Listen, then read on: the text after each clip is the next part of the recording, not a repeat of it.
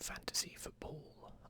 Apologies for not doing a separate video for game week 15, I believe, for these results. The midweek ones I had planned to, but I just got too busy with work and was also incredibly depressed by the Crystal Palace result. Well, I have been for 2 weeks nearly, which is why this is probably going up a bit late. But yeah, there's some interesting games, so we can talk about those, I guess. Let's have a look at my points, shall we, from the previous game week. So, game week 15 was the last one that we had. We got 55 points, sorry, out of the average of 45. So that was actually all right. I got, I guess, a little bit lucky and unlucky. Sterling didn't play, which sucked. However, Man City didn't exactly put on a vintage display there, but we had Trippier come in, I think, on the sub, possibly for either Aguero or Sterling. I can't quite remember, but Wilson did okay, Richarlison did okay, Shaqiri did okay. So overall, I'd say that was a bang average sort of week, to be completely honest with you. In terms of the results going on, I guess Bournemouth Huddersfield is probably about right. Brighton Palace, I mean, Palace just didn't even turn up. I could talk for days about Crystal Palace, but I mean, we are just in a whole heap of a mess right now, playing incredibly badly. But we seriously lack a striker. It showed that in the Burnley win the previous week to this. Just how many chances we had and we can't convert. Weirdly, Connor Wickham was playing a reserve match, I think, a couple of days ago, scored a bicycle kick. It's a pretty good goal. And then got sent off like 2 minutes later. So, God knows what that means, but maybe he can come back. I don't know. I actually think Connor Wickham's a pretty decent player if he can get back to the form he showed at Sunderland. He's obviously had incredible injuries since he kind of joined us, but if you remember, he pretty much single-handedly saved Sunderland one season, and I think there's a lot of talent there. He just needs to stay kind of injury-free and get a run of games, but I don't know if Palace have the time to give him that, or even the inclination to give him that. I don't know really what's going on with Palace, but January is only like 3 weeks away, I guess, and maybe we can buy a striker. I doubt it, and also most of the players you get in January are pretty trash, but we'll see anyway. But yeah, fair play to Brighton, absolutely deserved the win. Brighton are doing really well right now. I won't look at the table yet because it's a bit skill whiff because this is the previous week, remember, the Tuesday and Wednesday games. West Ham beat Cardiff, I don't think there was a big surprise there. Man City beat Watford just about. Mahrez seems to be the guy in form at the minute. Liverpool beat Burnley. I was disappointed for them not to get the clean sheet though, but I think Van Dijk got an assist, didn't he? Or why did he get? Yeah, he got an assist. Sorry, yeah. Another one a week after the Everton one. Everton drew with Newcastle. Fulham drew with Leicester. Wolves beat Chelsea. That's a surprise. Chelsea, I think, had lost a couple of games on the trot by this point, or not on the trot. Sorry, they won the Fulham game, but they lost to Tottenham, lost to Wolves, drew with Everton. So they're having a little bit of a shaky patch, I'd say. Going into the Man City game the week after, I guess you all know what happened there, but we'll talk about that in a minute. 2-2 Arsenal, Man United. Surprised me. I really thought Arsenal would really beat Man United. They've looked shaky at the back. But I think Arsenal took the lead twice, didn't they? And then Man United came back into it straight after with a Lingard goal there. But probably a fair result upon reflection. Spurs beating Southampton, I don't think is anything that is a big surprise there at all. If we go into the Saturday and Sunday games, we've got a couple of surprises here, I guess. Liverpool beating Bournemouth is not one of those. Bournemouth they're not on the greatest run of form, are they? They got that win against Huddersfield, which I guess is important for them, but I just get the feeling like they're just going to be mid-table this season, which is a fantastic achievement for them. I would not say it isn't. But I think when people are talking about them breaking into maybe 6th or 7th possibly, I think that might be a step too far with their squad. But who knows if they can get a couple of additions in January to give them a bit of a boost. I don't know. They're not a big big spending side, are they, Bournemouth? So I don't know if that'll be the case. But they had spent big on a couple of players, I think, but they are a bit more of their recruitment's generally been really good. Like the players they've got have been pretty good, but I think overall, I wouldn't expect them to, 8th to 10th. I think would be their position, and they are on a bit of a bad run though, so they do need some wins. But I think they've played some tough sides. Yeah, look, they've played. I mean, the Newcastle one you would say is a bad loss, but Arsenal, Man City, Liverpool, there's not much of a disgrace losing to those teams. They're pretty good. Arsenal, Huddersfield. I was pretty annoyed. So if we go to there we go, the game week 16 that we did. I had Aubameyang as captain. I really thought he was going to bang in a couple against Huddersfield. Huddersfield haven't looked very good when they've come up against big sides. Now, admittedly, they did win. He did get an assist, but pretty disappointing. We got 52 on average of 55, so it's a fairly high scoring week. We were a little bit lucky that a couple of players were, I don't want to say out of it, but Wilson, got, he didn't play, did he? Yeah, so I was a little bit good there, but I think that meant that we got Jorginho in, which at least gave us 2 points, I guess, there. But Gomez and Trippier still injured. Zaha's injured now. Great time for Palace fans right now. So yeah, Jorginho came in for Wilson. I went for Uber as my captain. Didn't quite pay off, so we've dropped out the million now, which is not very good. And in the Plays Cup, not a great week. I guess there were some great weeks down here. I think so. I think we can have a look at individual game weeks, unfortunately. So Team of D got the best week there. Holy shit! Did you use triple captain? That's crazy. Oh shit! And all their subs got used as well, and actually not that well. Not that well at all. So it's still pretty good week. But yeah, that I guess that's a triple captain on Salah, right? That's not just that's just a normal captain on Salah because he got I don't even know. But anyway, pretty good. Captain Salah got the hat trick. Yeah, really good. I went for Sterling. I expected Man City to beat Chelsea. Did not expect what happened. Just going back, I guess, a little bit. Burnley beating Brighton is a really good result for Burnley, to be fair. Probably overlooked a little bit, but Crystal Palace are way too close to this relegation scrap for my liking right now. Cardiff beat Southampton. Super fair play to Cardiff there. That's a big win for them. Southampton are not looking good right now. People turn around and say, oh, they've got the best squad out to say the bottom 7 there. I would really not say that is the case at all.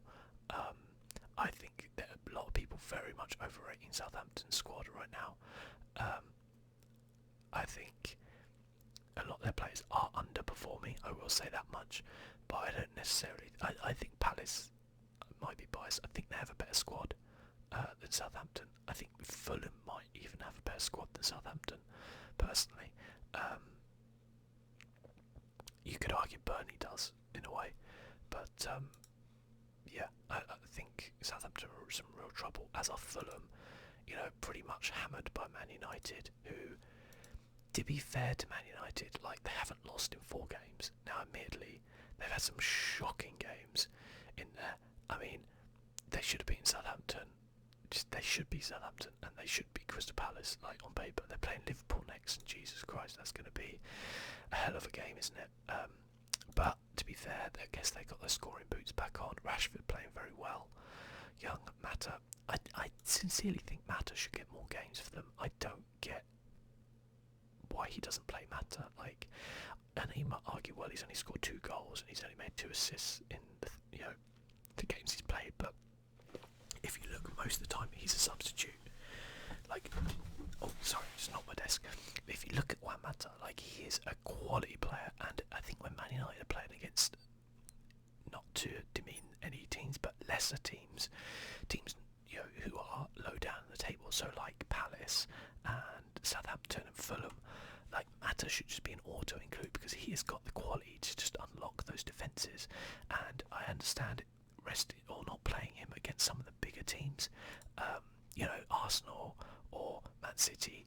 I totally understand not playing him there because he can be a little bit of a luxury player. Like, I do think he's quality, but if you want to probably be a little bit more defensively stable, then he perhaps isn't the best player to play there. So I understand not playing him there, but for me, like Bournemouth, Palace, Southampton.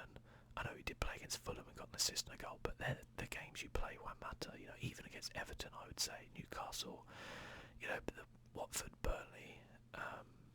I don't think he gets enough minutes for him personally. Rashford, as well, like, he's been a bit in and out really. I just think he's quality and you play him.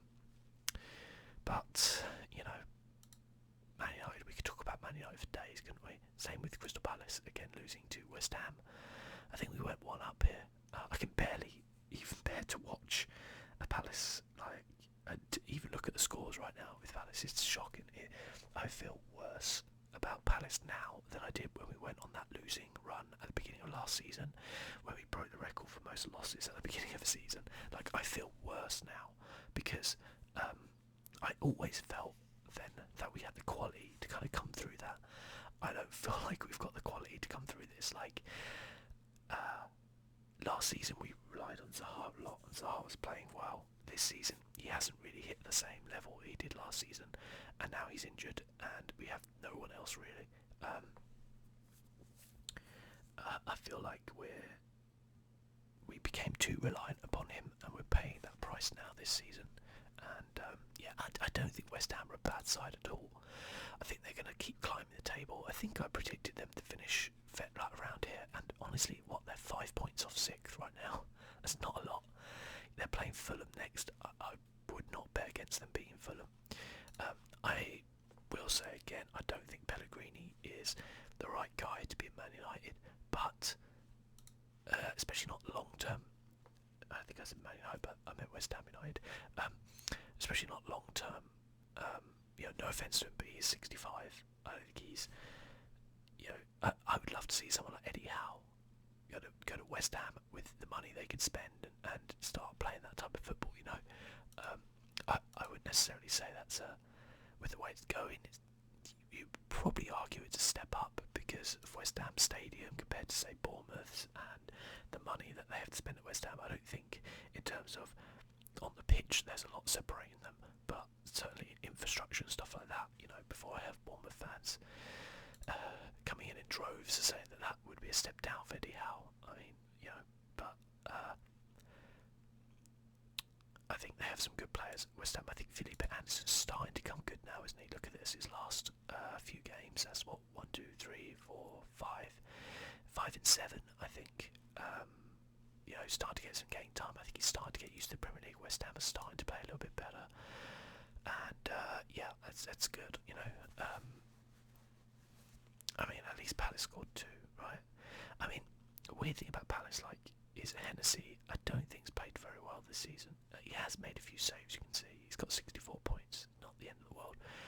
But 5 clean sheets in 16 games, not great. And we went outside a goalkeeper after addressing that as a problem area last season with Hennessy, and we haven't played him. So I don't know what goes on there. I don't know what's going through Roy's head. I certainly don't think Roy should be sacked.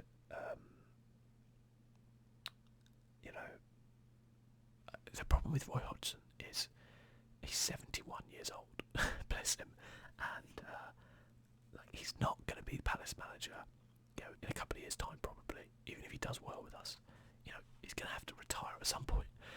So, the question is when, who do we look for from there? We tried a young manager with an attacking style in Frank de Boer, and it went very badly wrong.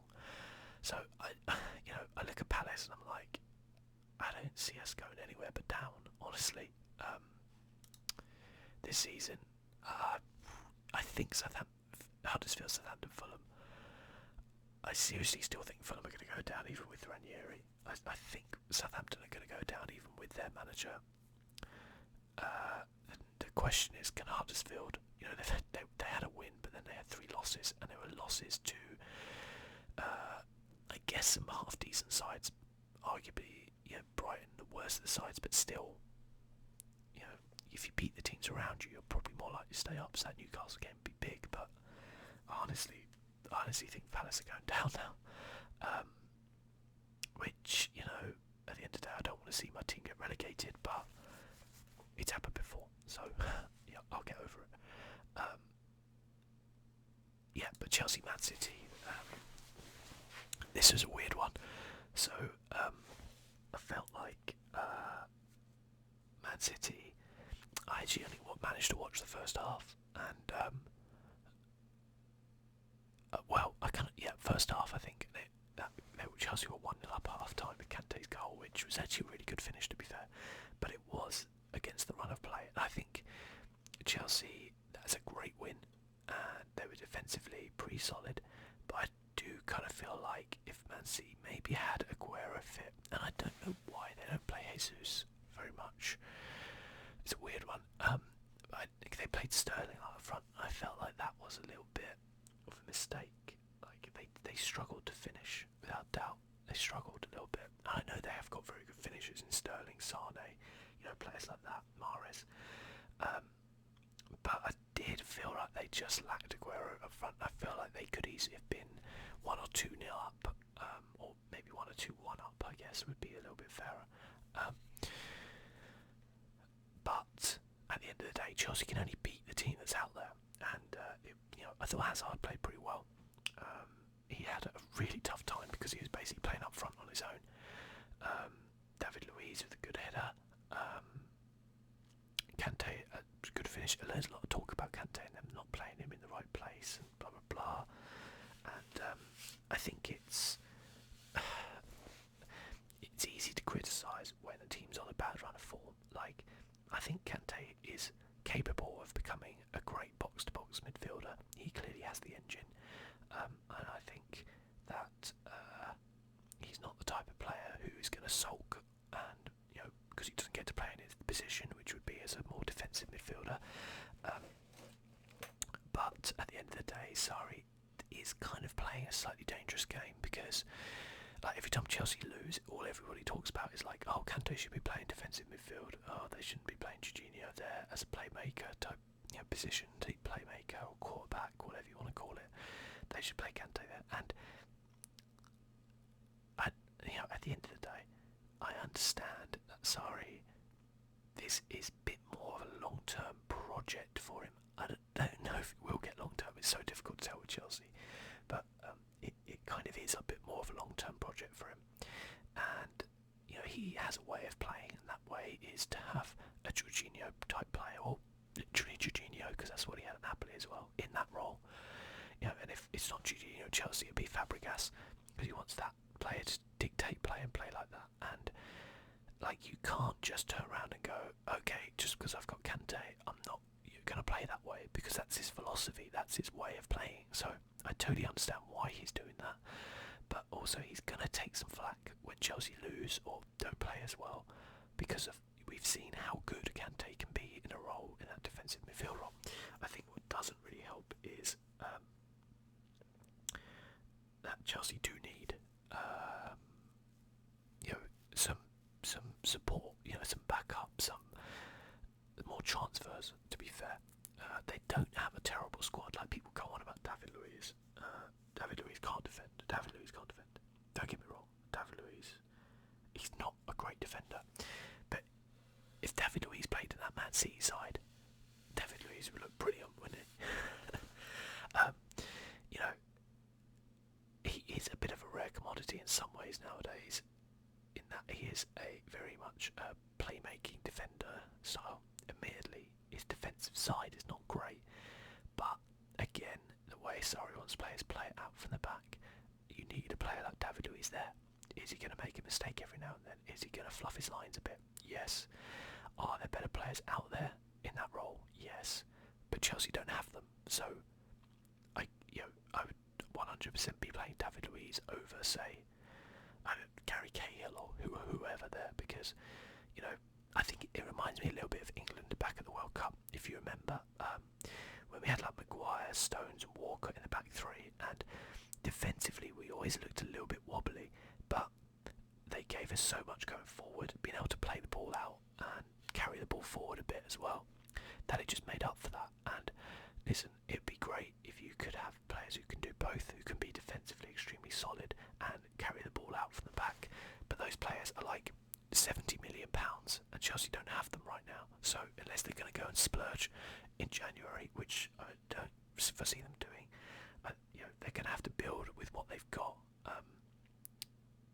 I don't think Chelsea are in the Mourinho era anymore, where they're just going to go out and just buy the best 11 players and build that squad and then go out and trounce everyone. Like, I think they are. I don't want to say like they're cutting back or anything like that, because they still spent like 50 million on Jorginho. I guess the goalkeeper side of things kind of evened it out because they sold Courtois and obviously brought in Kepa for, I don't want to say exactly similar amounts, but there's like a 20 million difference or something like that. But by the way, Courtois is not exactly covering himself in glory at Real Madrid right now. But anyway, I think Chelsea have a lot of youngsters, and I think they're looking to kind of try and bring a few of them through. So I would be surprised if they did go out and splurge in January, but I do think they need a bit of a ball-playing centre-back. But hey, David Luiz scored, right, so everything's forgiven. He's got I thought he had, was that like Europe or something he scored, or in the Cup? I don't know. I thought he scored before that. His first goal anyway this season, technically. But Man City, I mean, they lost Liverpool 1, so Liverpool go top of the table. Their first defeat, that means only Liverpool are undefeated in the Premier League this season. They have Man United up next. And Liverpool is starting to get some momentum again. Salah hat-trick there. They're starting to build. And I genuinely didn't think, well, Man City have looked phenomenal the last few weeks. Demolished United, West Ham, Bournemouth. I think some injuries are catching up with them, because they are starting to lose a lot of players, and it could be starting to catch up a little bit with them as we go into Christmas. And Christmas is a brutal time. Games left, right, and centre. And who have they got next? They've got Everton at home. They've got Crystal Palace, an easy win. Leicester, Southampton. You'd think they would win that. And then Liverpool on the 3rd of January, which would be absolutely massive. Liverpool have got Man United next, haven't they? They've got Wolves away, it's a tough game. They've got Newcastle at home. Are they playing this week? Oh, Arsenal. So I definitely think Liverpool have got a much tougher December. If Liverpool come out of December unbeaten, that would be a phenomenal achievement, I think. If they come out of December top of the league, I think that's a phenomenal achievement as well. So I would say like that feels like a bit of a blip for me. It feels like some injuries catching up with Man City a little bit. They have the ability to go out in January and buy some players and make those injuries go away. Whether or not they will, I don't know. But I definitely think it's going to be a close thing between Liverpool and City. Like I was saying, like Liverpool haven't been firing at the end of the day. They're still unbeaten in the league and top of the league. So now they're beginning to get fire a little bit more, and they've got to play Napoli. I think it's tonight actually, as I record this, the 11th.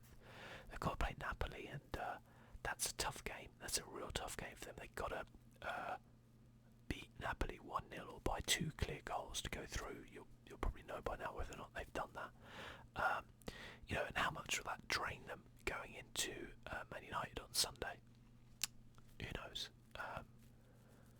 Who knows? To be fair, I think Man United have got a game on Wednesday against Valencia. They've got to win, I think, so possibly. I can't remember. But anyway, it's going to be a tough game for them.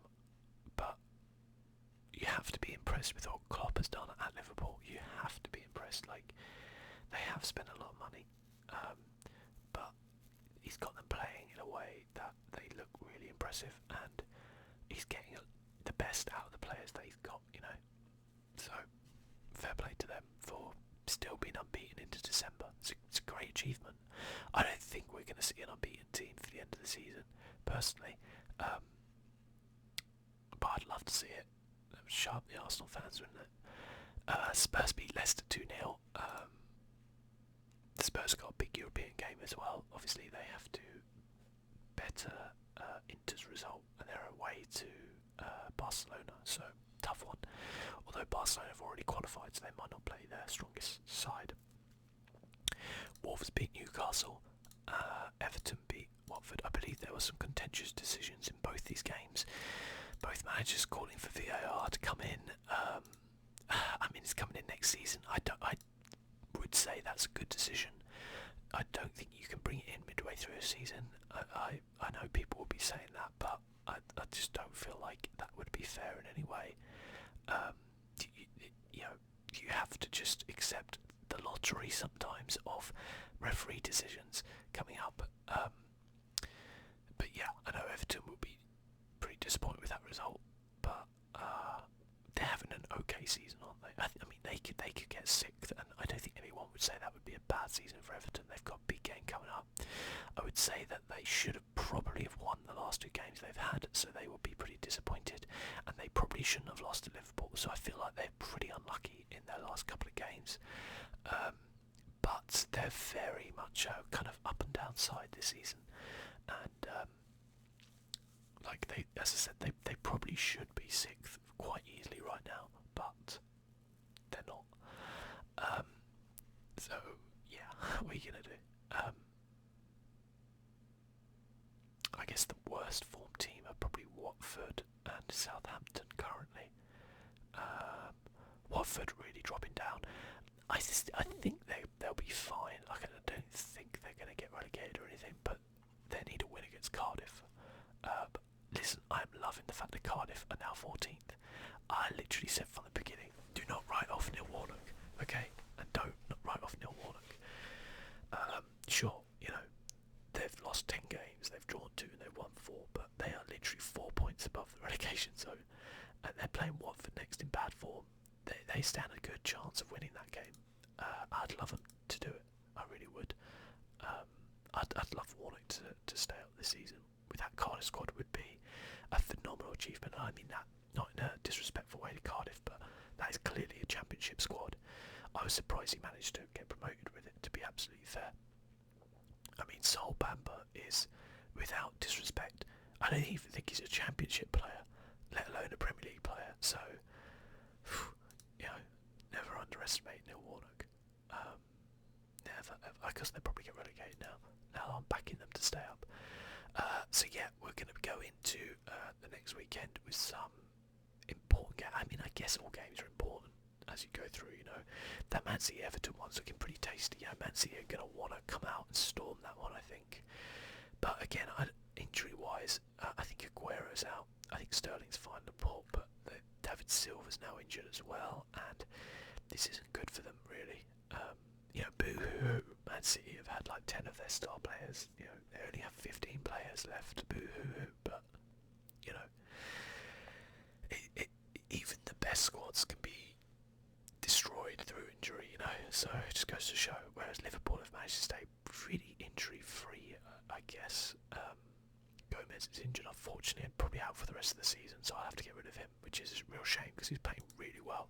I feel for this guy because, you know, he missed out on the World Cup probably because he was injured, and now he's possibly going to miss at least a good chunk of the season, if not the entire season, through injury. So that's pretty sad news. But yeah, I wonder how much the midweek stuff will take out some of these teams. Like Spurs have got to give it everything against Barcelona, and Liverpool have got to give it everything against Napoli, and they're both good sides. And yeah, I wonder how that's going to play into them. I think it benefits Liverpool a bit more because they got to play on Sunday, but then they're playing on the Friday the week after. So yeah, tough games coming up. The Christmas fixture list is just absolutely brutal. You know, you really do. It is just like traditionally brutal, you know, and managers always complain, they always say, oh, we shouldn't do this, we shouldn't do that, blah blah blah. But yeah, that's the way it goes. Let's just have a look at what the highest was for the week. Okay, so that's a triple captain. Okay, sorry, the last one wasn't. That's a triple captain. Rashford, Chicharito, Anderson, Patterson, Richarlison, Torreira. Nothing for Mina. Smalling got 1, Robertson got 11, Hart got 7. That's really good.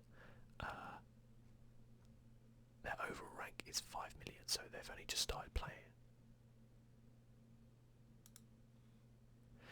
Do people have like multiple teams, or do they start like in one week just to try and win it for the week? Do stuff? I don't know. Maybe they do. I don't know. But yeah, I think that guy only had like 1 week's worth of play on that squad, so I feel like that's a bit cheeky. But I don't know if you actually win anything if you win a week. So I don't know. Cup games start as well in game week 17, so that's next week. So we'll be able to look at the cup, won't we, as well? And I'll probably get knocked out in the first round, like I always do. Brilliant. But yeah, anyway, guys, it's a pretty short one because, as I said, I've been away. I haven't really managed to watch too much football. Well, the one thing I will just say as a final amendment, or whatever it's called, as a final post-it note on the end, just about Sterling as well, because obviously he suffered some racist abuse at the Chelsea game. And first thing I think is important to say is that every club has idiots as fans. Like, I heard some people talking about the fact that, oh, it's Chelsea again. We always remember that incident on the train when they were in France, I think it was. Whatever. Blah, blah. Listen, trust me when I say this, every single football club in every single league has racist fans. Unfortunately, that is the case.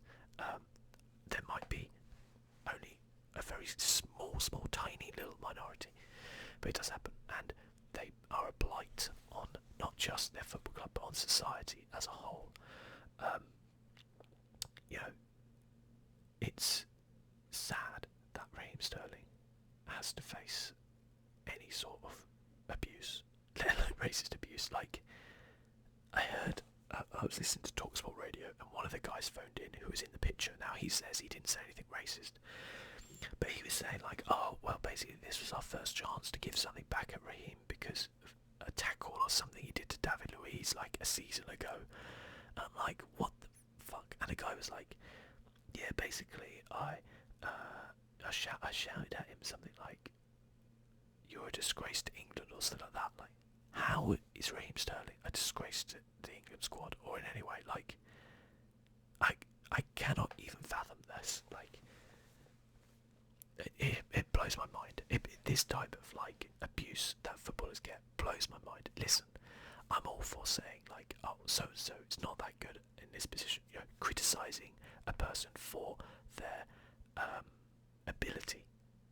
That's fine. Like, people want to criticise me in my job for my ability to do my job. That's fine, you know.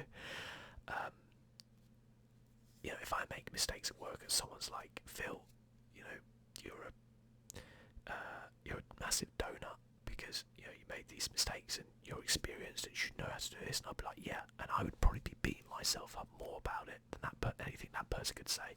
And I'm sure when Raheem Sterling has a bad game, he beats himself up more than any other, you know, football fan criticising him could do, or any pundit or journalist could do. But the fact that people are abusing in 2018 are being abused for the colour of their skin on a football field is just mind-boggling to me. Like, firstly, how much of a fucking idiot do you have to be to do that? Like, to even, I don't know if the person or people who did that genuinely believe the things they say, or whether or not they're trying to hurt Raheem Sterling, like trying to, you know, like, I guess there's a difference between someone genuinely being racist, like genuinely believing what they're saying, and someone saying something vile and disgusting to try to hurt somebody, even though they might not believe it. They just know that that will affect them, as it were. I don't know if that is any better or not. I don't know, but you know, the guy was also apparently one of the guys who was identified and did say some racist things. Apparently and he said, "Oh well, I've lost my job, and I won't get to watch Chelsea ever again. So I guess everybody's happy now with the outcome." And I'm like, firstly, why does he get to be the victim there? How on earth is anybody, like, if you shout racist abuse at people, you deserve to be like a pariah. You deserve to be cast out by society and shunned and say, no, we're going to take things away from you because you don't deserve them. Because of this, I feel like that's, you got what you deserve. Like, there's punishment there. I hope he faces criminal charges as well for it, personally. And whether or not it was a moment of madness from him, we've seen people do that before, not just at football matches. We've seen in a moment of madness people, but I don't want to say like, oh, there's different levels of racism or whatever, but a very clear, like, in a public area, shouting something racist at a footballer out there who you probably supported when he puts on an England shirt. It's just mind-boggling to me. I just do not understand it. I don't understand the hate that goes on in football anyway. I know it's tribal, and I know that people are like, like some people just haven't advanced past the Stone Age, and they're like, oh, I am this tribe, therefore I must hate all other tribes, and we must destroy you. And like, I thought people had evolved out of caves, but clearly not. In that sense, I'm a Palace fan. I often go on about like the way some Palace fans seem to hate Brighton, and I just do not get it. I don't hate any football club. I just want to watch. Obviously, on the pitch, I enjoy watching my football team win against another football team in a fair, like, contest. The same way. If I watch a boxing match, I might be cheering for one guy. I might want him to watch, do the other one. I don't want him. I'm not like, oh, because I like this person, I must hate every other person. Like, I don't know where that leap comes from. It's just so like Stone Age in a sense, and it just leads people to do things like that. And I don't know if I used to think, like, when I was a bit younger, I used to think like, you know what, probably by the time I'm middle-aged, like, I think racism would have died out a lot, because I thought it was an older thing. Like, I thought it was older people who were perhaps, couldn't restructure their minds to modern society.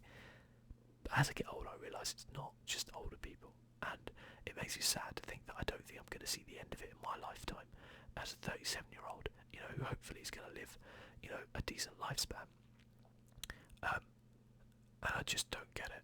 I just don't get it. Like, it makes no sense. I'm a very, like, factual person. It makes no sense at all to judge anybody by the colour of their skin, no matter what colour their skin is. It's utterly ridiculous. And I don't know. My mind boggles me. I don't have any answers how we can stop this. How we, people talk about educating.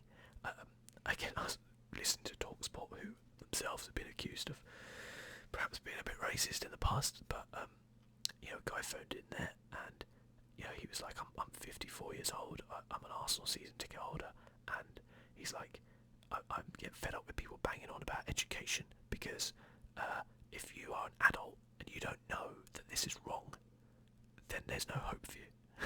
Like, I don't understand either. Like, nowadays, especially within the UK, it could be completely different in other countries, but there's so many different races and nationalities within the UK that I don't know how people, like, can't differentiate that that there might well be bad people that you know of, but it's not because of what race, religion, colour, creed they are. It's just that they're not a very nice person. And you might also meet lots of nice people, and again, it's not based upon the colour of their skin, race, religion, creed. It's just that they're a nice person. Like, I don't understand why people don't get that. It's like, there's no like defining characteristic of any person that turns around and goes, oh, because you are this, because you are from this background, because you are this religion, because you are this race, like, then therefore you must be a bad person or whatever. And because you are this, like, none of it makes any sense. I'm pretty preaching to convert here. I don't know, but like, it fundamentally just does not make any sense to me. And you know, I grew up in West Sussex. I'm 37, so you know, a long time ago, and things were a bit different then. You know, I remember at my school, there really wasn't. It wasn't a multicultural school in any way, but even then, there wasn't the. I don't know. It's just weird to me because there was never a thought in my mind that would, like, what's the word? Would be, you know, would favour anybody or anyone because of their race, religion, whatever. You know, it just didn't even fathom in my mind. I guess I'm just a logical person in that way. I guess some people, whatever it comes from, fear, or tribalism, I don't know, whatever it comes from, but it's like a disease, you know, and we haven't found a cure for it yet. Can we do more to combat it? Absolutely, and you know, they do need to do more. You know, these kind of kick it out campaigns, things like that, they do so much, I feel, but just for whatever reason, it's just so, like, I feel ashamed sometimes of living in the UK. I used to think we were a really tolerant, like, country, but I realised that it was just a lot of people were just hiding, and then certain things, whether it's Brexit or whatever, has led people to come crawling out from underneath their, you know, planks of wood, or whether it's events in America or whatever. And I'm not blaming them for this incident or whatever. I'm just saying that I feel like as a society we've gone backwards in this country in terms of tolerance and just being decent people. Like, I don't know why. Whatever you want to blame, whoever you want to blame, I don't know, but it starts with each individual person, doesn't it, really? So, yeah, I guess, sorry, that's a bit of a rant, but it just, every single time something like this happens, I'm just like, why? Why, you know? I guess we'll never know. But till next time, guys, thanks for watching. I'll see you soon. Bye-bye.